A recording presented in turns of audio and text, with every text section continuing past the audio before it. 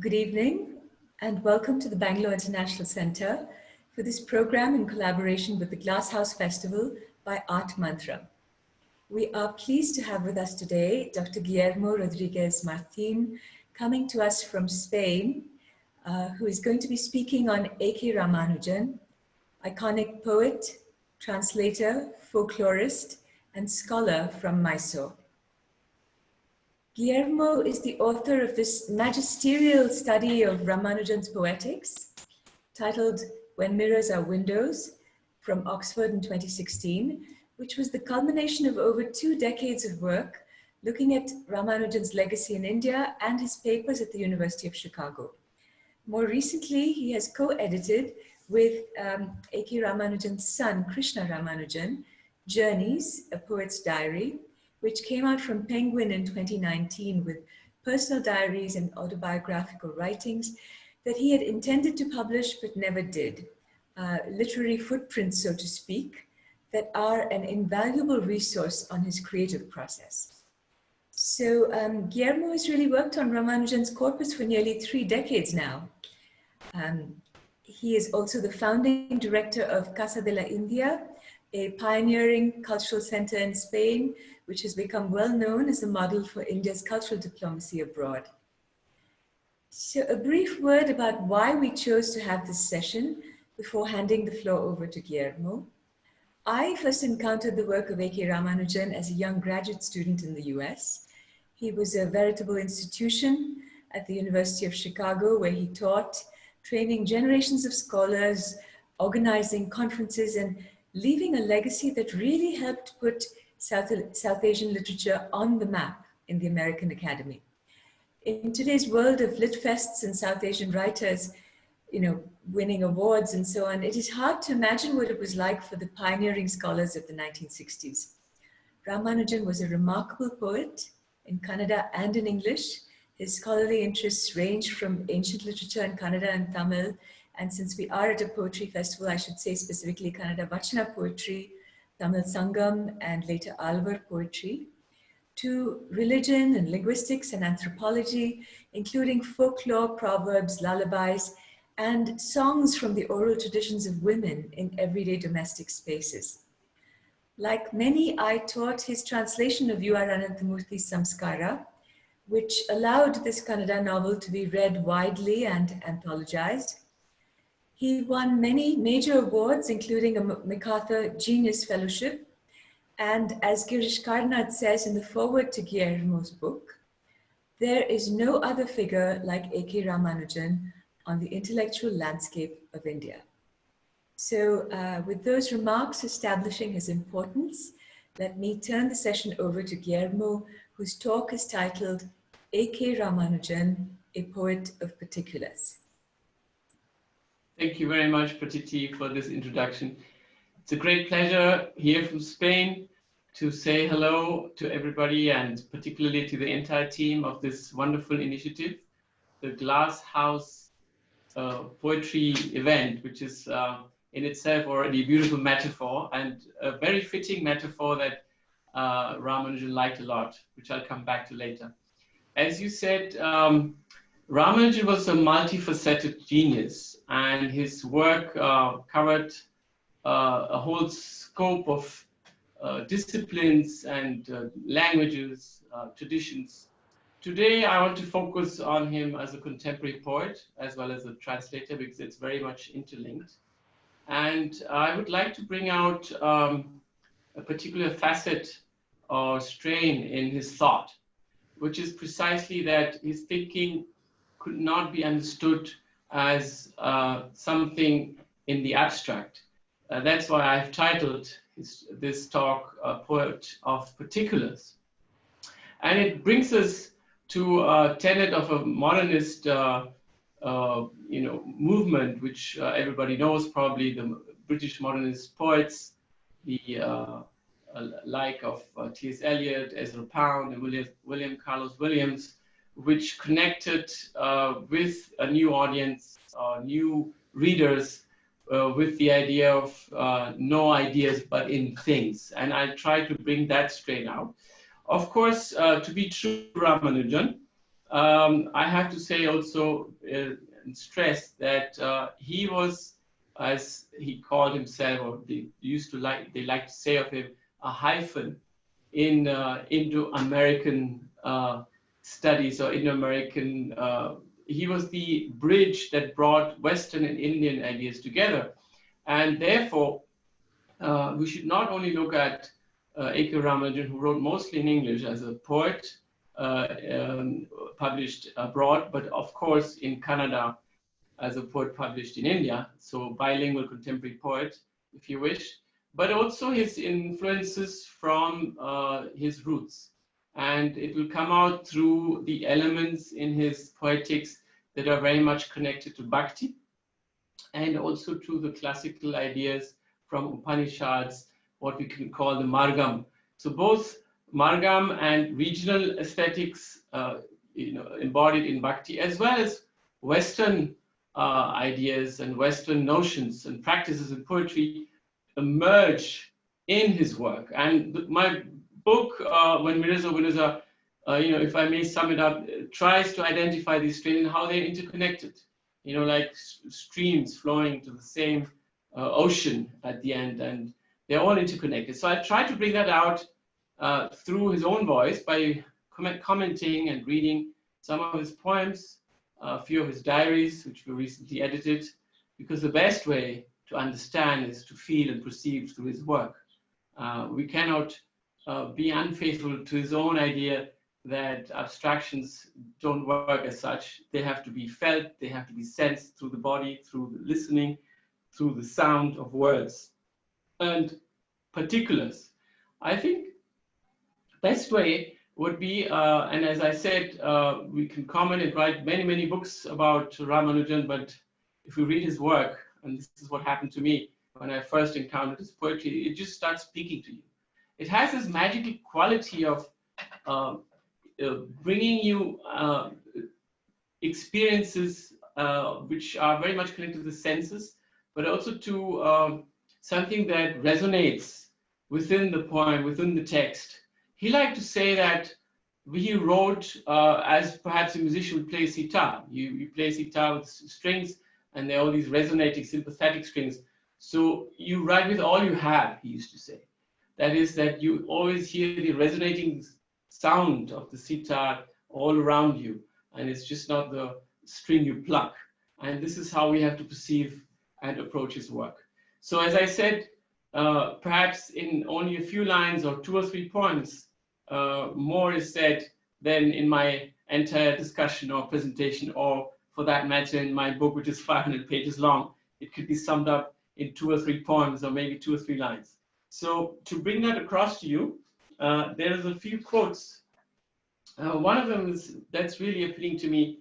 And as I said, all these strains, the Western element, the Indian regional, and the Margam elements, they're all there and merged together. To start with, let me read you this line, which sums up his poetics and connects us to the idea of glass also. He said, "Poetry contains, transforms, and returns our reality to us, and us to reality in oblique ways." Now, how does that happen? How can poetry transform us, returns us to reality and our reality to us? He used to prefer metaphors that are connected to the reflection of water, or the reflection on the window pane. For him, glass was a very beautiful metaphor. So I'm very happy that the event is actually called the Glass House, because he said glass reflects as well as refracts. So if you have a glass window, you can look through it and see what's on the other side, but depending on how the sun shines on the glass, it actually reflects what you're seeing, so you see yourself. So this brings us to the idea of the subjective and the objective. So there's a lot of play around this element, and also about second sight and what you see and perception, which is of course very much at the heart of Hindu thought, a lot of philosophy. So glass is a beautiful metaphor. but nothing works unless you have a particular image. So he would not want to convey this explicitly. For example, his entire poetics, he doesn't explain the poetics. He just talks about how it works, but he doesn't interpret it. So he wants his, even in his prose and his entire work, he would prefer to suggest, you know, like dvani, as they say in Sanskrit, rather than say it explicitly, and also use oblique ways, as he says, which is vakrokti, so is another Sanskrit concept. Perhaps the most beautiful short imagistic poem where he writes about this and about identity is his own self-portrait, which I'm going to read now. It's part of the first edition I have in my hand here of the Striders. I hope you could see it. This is the first book he published in 1966, poetry book. And actually, Girish had a lot to do with this because he was at OUP in London. He recommended this book, and I'm sure without his support, he would have never published it. So there's a picture of Ramanujan here, and the poem is actually on the flap. There's obviously the opening poem as well, which I'm going to read later, the Striders. But the self-portrait poem, which is a beautiful imagistic poem. Everybody's familiar with the idea of an image poem because we've seen image poems often even as, you know, modern expressions of haiku poems, etc. Very much connected to the idea of where you play with the shape of a poem, a very modernistic technique, which was popularized by, as I said, poets of the kind of Ezra Pound as a pioneer, and William Carlos Williams, Wallace Stevens, etc. So the poem on the page is also important. He plays with the shape of a poem. And there's another one I'm going to show you because you have to see it as well as hear it. It looks like a tree. It's a poem on particulars. First, I'm going to read self-portrait. I resemble everyone but myself, and sometimes seen shop windows, despite the well-known laws of optics. The portrait of a stranger, date unknown, often signed in a corner by my father. So he's passing by this shop window and he's looking at himself. He's seeing other things, but we don't know whether there's somebody else on the other side looking at him. And of course, we are made up of many things. He sees himself as a stranger also. The whole idea of being, because he was already in the US when he wrote this poem, of displaced, of being away of strangers and the familiar, and inheritance through the DNA of, if you want, his father's heritage being very much part of that combined being that he is. So I love this line where he says, despite the well-known laws of optics, because he's trying to go, it's against logic, and he sees the portrait of a stranger. So what am I? Who am I? Does it really reflect what we see in our mirror? It's not really our own reflection. It's a composite. It's a composition. And that brings us to the idea of what we are. We're made up of particulars. The three main ideas that I want to focus on are then the idea of things being ideas. That is, we are made up of sensations. We're not made up of ideas. The primacy of what we feel, the body, the senses, rather than abstracts. The second idea is that everything is connected for him. This is a very Upanishadic idea where he talks through his work about this life cycle, the idea of chain of elements merging and becoming and being transformed, and how it connects with the life cycle of what our body is made up of. And it's also very much part of his aesthetics. There's a beautiful poem, a meditation I'm going to read. And the third idea which is perhaps you know, at the heart of his aesthetic, is where does poetry come from? How is it that suddenly a poem is born? Where does it come from? And this connects us to the idea of grace, which is very much in the Bhakti tradition of the Vachanas and the Alvas. So these are the three main ideas which I wanted to sum up. So we come first to the idea of what elements go into a poem, how we can derive from particulars a main idea.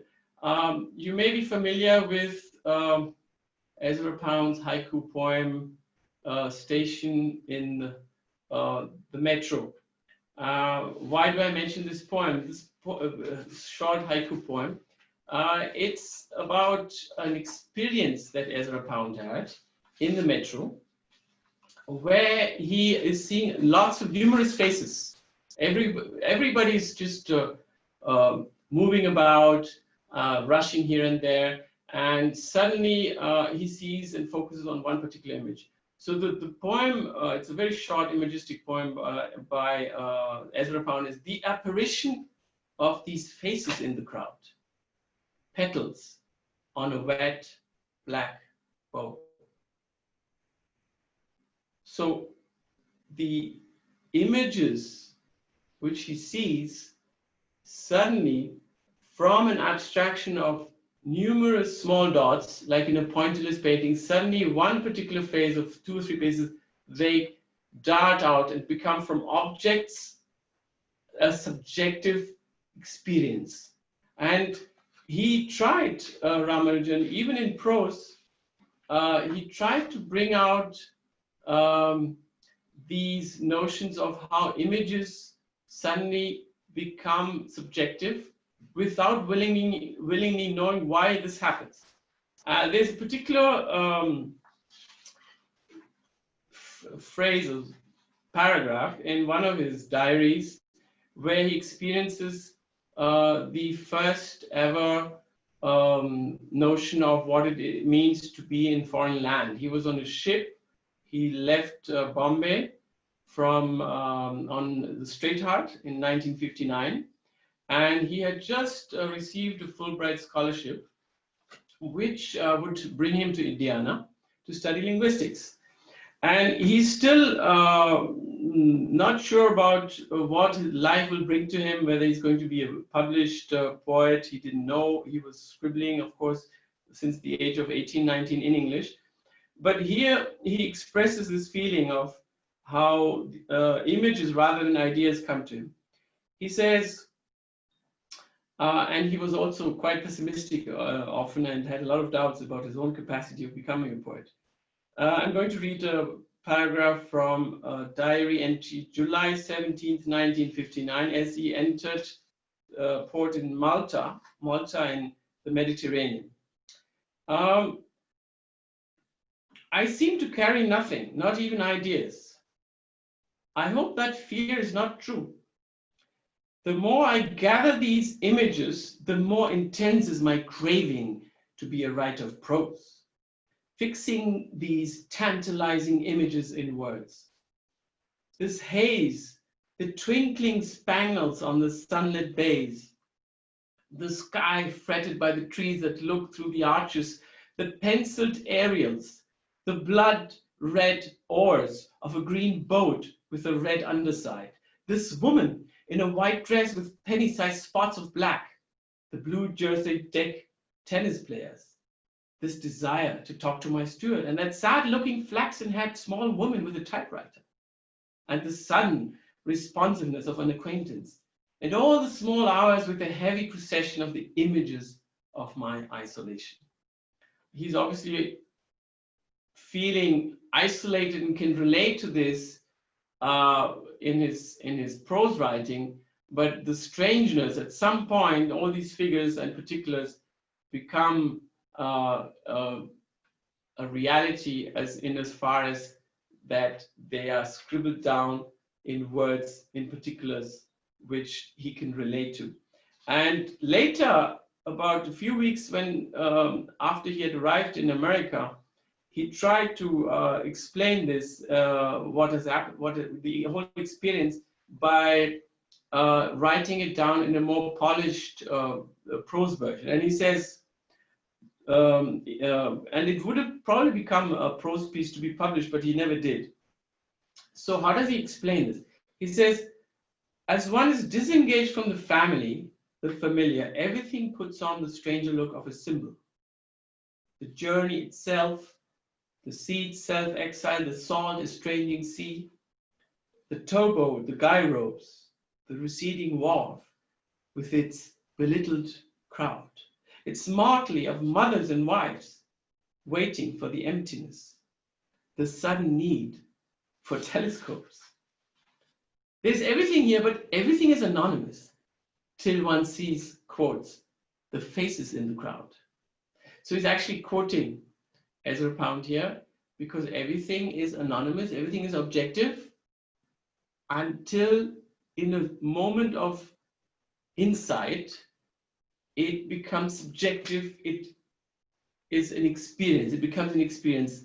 You see rather than just watch. You're suddenly seeing something. You're seeing the faces in the crowd. The image is talking to the poem, in this case, because it eventually became a poem, but the images suddenly talk to you. And this is when the objective becomes subjective.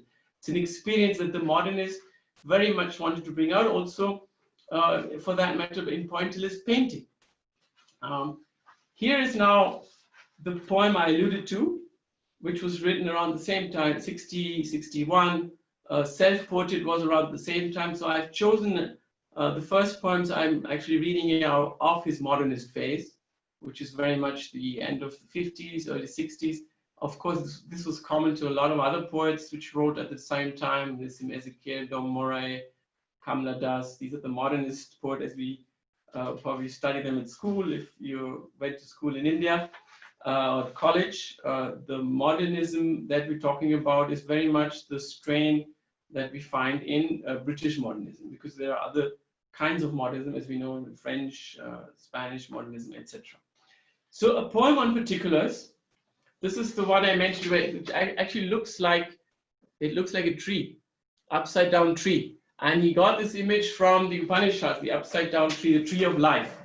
You know, this idea permeated his work, and even much later in 1986, when he published Second Sight, it's very much about Upanishadic motives, where he has you know, poems like Elements of Composition, where he plays about the same idea in a much more perhaps you know, insightful way, in the sense that it's very much reflected in his poetry, how he has related and digested a lot of philosophy throughout the years. So his poetry of 1960s is very much connected to the poetry in the 1980s, but it's become much darker and more perhaps full of ideas that we would not have sensed in his earlier modernistic poems. In the 1980s, he was more perhaps existential in his ways. In the early younger phase, it was a bit more optimistic and maybe more naive, but it's very much connected to the poems of that period, Elements of Composition and you know, Chicago Zen, etc., that he wrote in the 1980s. So this is the first poem he wrote in 1961, published in 66, on this idea of particulars, which goes like this. In our city markets, I have often seen a wicker basket sit upon its single ample hip, its rattan pattern filled with another, subtler, bubble bed pattern of oranges. Pell-mell piled, not one with a stain, some thick painted green all over, others with just fingerprint of green, some so ripe there was a hint of fungi ash on a slightly hollow cheek, some flushed and saffron, some gamboge, some tangerine, some pulpy velvet skin, their inner fist of fingers held rather loosely, and each day more loosely in their body's grandpa grip. But every one of these had an absurd, almost human umbilicus at the top, where once the tree had poured its future from forgotten roots and possessed it close, to feed this fall-minded, pot-bellied bud, till it rounded for our baskets. I have heard it said among planters, you can sometimes count every orange on a tree, but never all the trees in a single orange. I think this is just a masterpiece of how the reader is first intrigued, and then the whole, in a typical Ramanujan way, the whole poem gathers sense in this last proverb. It's a gypsy proverb that he quoted quite often. I'll read it again. You can sometimes count every orange on a tree, but never all the trees in a single orange. So what we made up of, every single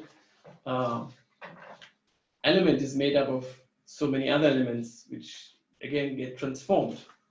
The tree of life being a very common image in his work, but also see how he plays something he set aside in his later film, how he plays with the sound, with alliteration, with the English sound having this beautiful, interesting way of being able to play with sound in a way that, for instance, Spanish language does in a different way. The Spanish uses more rhyme, but here we have this alliteration, we have all these consonants, and it's a way of kind of getting the idea before we actually receive it through the syntax.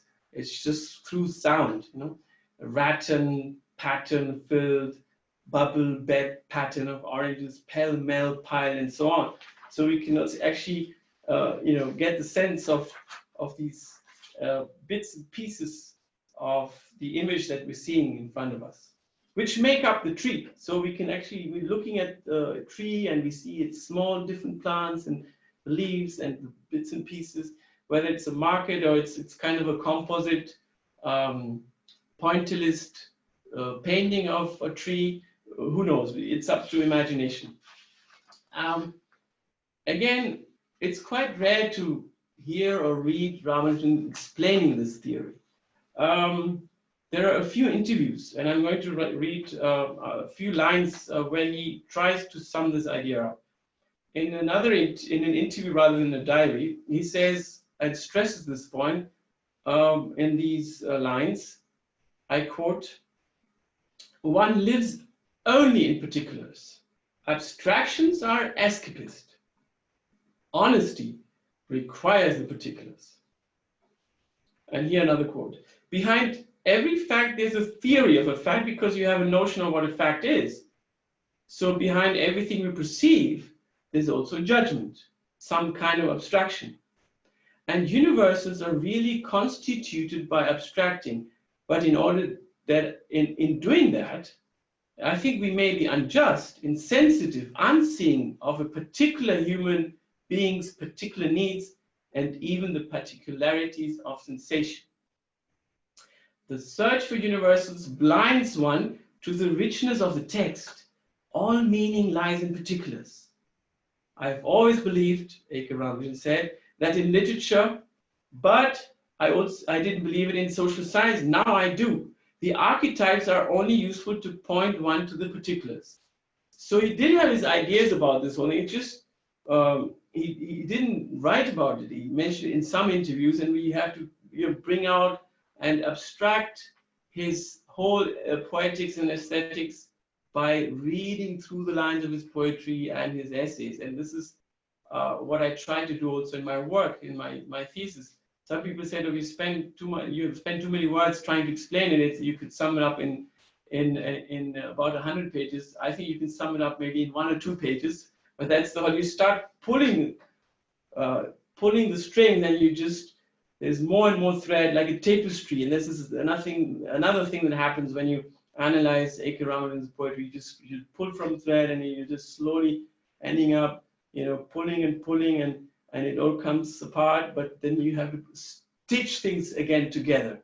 About stitching, that's another interesting metaphor, which comes up in a poem, which is very much in part of his darker phase, The Black Hen. I'm going to read that as well later on. So we've talked about particulars in his poetry and the idea versus universals.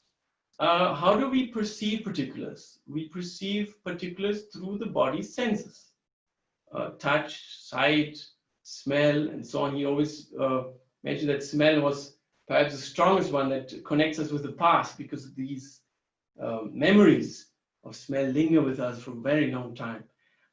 He had experimented with, in a lot of his poems, with the senses and with how the body is the antennae through which we experience not only life, but also poetics, poetry, art, etc. There is, of course, a connection with what we could say is bhakti poetry, where the bhakti poets, which are devotees, experience grace through the body, and the Vachanas, like in Akamahadevi's or Basavana's work, you see that, but also in the Alvars, how the divine has to be experienced, grace has to be experienced with the body. So this whole notion of how we experience poetry, grace, inspiration for that matter, or art, looking at a painting, listening to a poem, or even a beautiful conversation with somebody in the room, is through the body and the senses. Here, this entry that I'm going to read now is very significant because it explains how, for him, poetry happens. This is from 1976, October 30th, one of the diaries that we published in Journeys. The poems, too, when they come, surprise me. I feel a poem has chosen me, not me the poem. And this is not being mystical. I have the same feeling about thoughts, ideas, events, persons.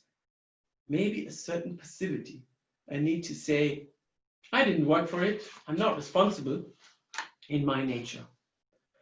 For years, I took the Buddhist slogan, take nothing that's not given, literally, except I reversed it to take everything that's given, or say no to nothing, which landed me in dreadful dilemmas with food and women. Poetry happens unbidden and has to protect itself. The psychedelic experience taps precisely such experiences, but the junkies seek it as a separate state and not as an interruption of the ordinary. Perhaps that is what grace is all about. And this is where the ironic distance comes in. My point is, you can't seek such a state. You can't organize it, or you can't take a pill for it. In my Soma poems, for instance, the extraordinary occurs in a most ordinary fashion. Something like the way a poem happens. It's a mystery, but mystery itself is ordinary. Only we make of it something miraculous. See, again, here's the beauty of his poetics. And he wanted to write a whole new work or book about it in the Soma poems, which never got published. We hope in the future we can edit them, about the idea of Soma as something you take, elixir of life or inspiration. Soma has a lot of different interpretations, but something that you take to get inspired or to state you change your state of mind.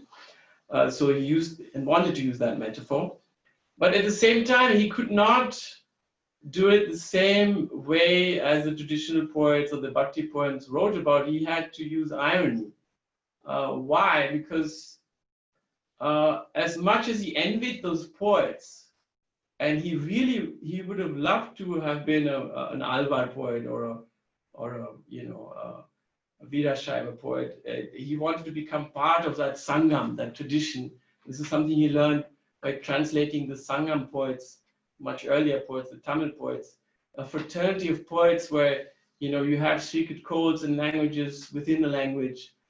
He envied those poets, and the closest he could get to that was by translating them, repossessing the poem by translating the poem. This is something that we sense in his translations, of course, but it's also very much there in his own poetry. And he sometimes in his diaries, he mixes translation with his own work. I'm going to show you an example. So as I said, he related to these ideas very much, but somewhere irony came in between all the time. So if he talked about, like the poem he had about Lord Murugan, where he writes about it in a very ironic way, that the way only a modernist poet could write about. So it's very much that he doesn't, it's a mock poem, a poem to Lord Murugan that he wrote, but he's not mocking the tradition, he's mocking himself. So here's a kindly slightly different situation where he's writing his own poem, and then suddenly a translation comes to his head and he scribbles it down. So I'm going to connect his own poem with a translation by Namalwar, because I just think it's very it illustrates how he suddenly got possessed by a translation. So this starts with jazz poem for Soma, an unpublished poem. Soma, why Soma? Soma, no mimic similar, has no similitude, grows ordinary as mystery, ancient familiar, the always here. Soma is the same as you and you and you, when you make the right mistake and find your best attitude. So poets, beware. Poets, beware. Your life is in danger. The Lord of Gardens is a thief, a cheat, master of illusions. He came to me, a wizard with words, sneaked into my body, my breath, with bystanders looking on, but seeing nothing. He consumed me, life and limb, and filled me, made me over into himself. So the poem from the line "Poets Beware" is the translation that he made of Namalwar's famous poem. He connects it with his own poem, so it just merges together, and he gets inspired, and he connects these ideas, and they just come up. And in some of his published poems, there are lines of Bhakti poems we just don't know. We may not be aware of it. So I'm slowly coming to an end of my presentation. By summing up some of these ideas in 2 or 3 points, which explain it much better than I do, because my words are limited and my ideas get perhaps entangled in too many interconnections. That's the danger of reading Ramanujan. Also, you get one idea leads you to another and another, it's just never ending. And I think the poem, as I said, which are often very circular in structures, poems which make you reread them, explain much better than I do. I'm going to read 2 or 3 lines from his diary again, and we'll read a poem I love, The Striders, Black Hand and Meditation, to end with. Here's a similar entry where he talks about the writing. This is 30th October again, 1976. He says, I never thought of myself as a writer. I just write. I'm startled when someone introduces me in print or in conversation as a poet. The poems too, when they come, surprise me. One is a poet only in the poem. Poets are specialists in what everyone does all the time. It isn't true that once a poet, always a poet, and everywhere a poet. Then the poet becomes a poet with capital P. He or she pontificates, sometimes even in the poems. He begins to live like a poet, writing his lives and living his writing. The suffering self and the writing self, bhava and rasa, become one, fused, confused. The results are often brilliant, but usually disastrous to both life and art, and are well known. Here's the same idea, I would say, in one of his best poems, where he explains the same thing much better in the poem The Striders. Again, an image poem, an insect floating on water. The strider is a North England insect, which these which floating on water. They look like big mosquitoes, but you can see them float on rivers mainly. So here's the striders. It starts in the middle of things, as we say in linguistics, in poetry, in medias res. And search for certain thin-stemmed, bubble-eyed water bugs. See them perch on dry capillary legs, weightless on the rippled skin of a stream. No, not only prophets walk on water. This bug sits on a landslide of lights and drowns eye deep into its tiny strip of sky. When you read the poem, the eye is, again, eye deep is from Ezra Pound, but here eye is written E-Y-E, but it obviously refers to the eye, the subjective. So the first part of the poem, first stanza, is the objective. It's like you're meditating, you're looking at an object, you're seeing it weightless, you're kind of levitating, just like the object you're looking at. Thin, rippled skin on a stream. Life is the stream, is also the mirror image. Suddenly, the second stanza becomes an abstraction. You turn subjective. The image darts into you. The subject comes out. There is a relation of thought in the process, which brings us to the other image of a prophet walking on water, all the connotations, prophetic, Christian, whatever. And then suddenly what happens?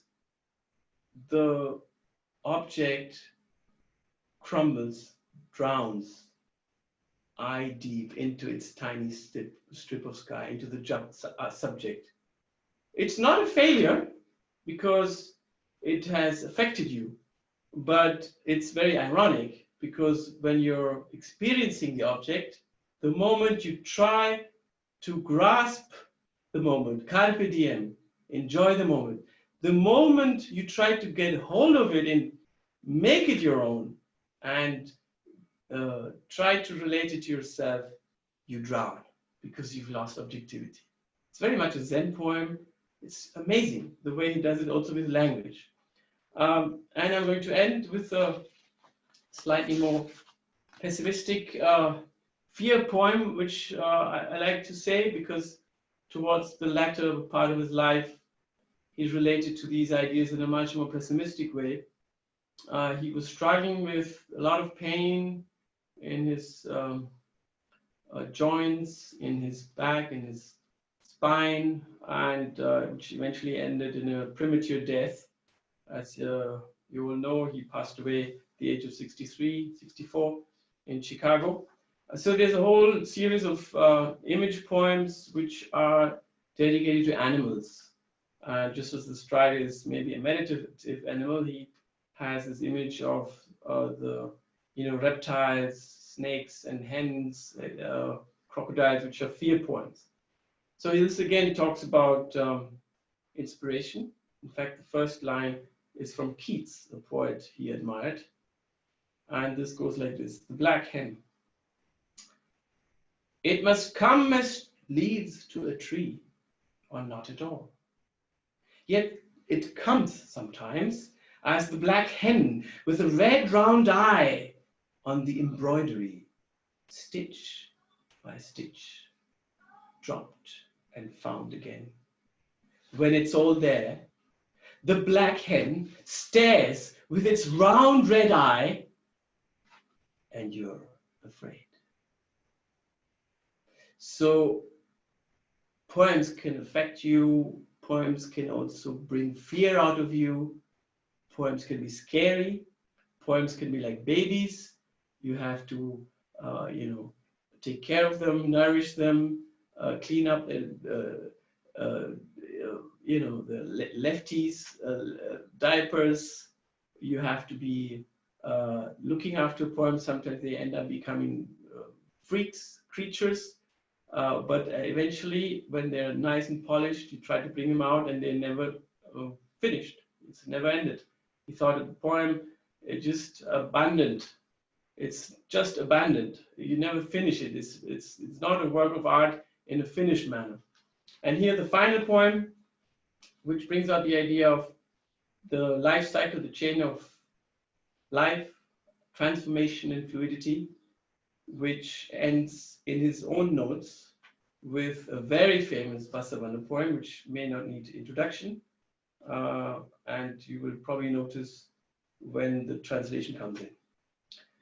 And this is the final poem. I will not speak further after that because I think this is beyond words. This poem is titled A Meditation, and at the end there is a Basavana poem attached to it.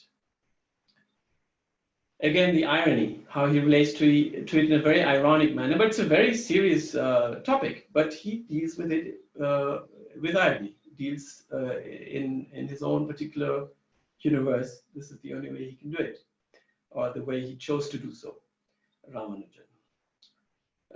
He was a man of his times. He grew up in the 50s, 60s, and this is how he brought his message to us. A meditation. In the course of a meditation, I thought all day I was a black walnut tree. That evening, the golden retriever from the yellow house sniffed me as I stood waiting for the traffic light, lifted its hind leg, and honored me with its warm piss. In the rainstorm that night, the tree toppled with a great crash and lay there, its roots an exposition in the sky. The municipality came with electric chainsaws, cut it up in convenient pieces, loaded them in their truck, and took it all somewhere. The carpenter worked with his hand saw, smoothed it with sandpaper, polished it with beeswax, made a butcher block table and a butcher block chair.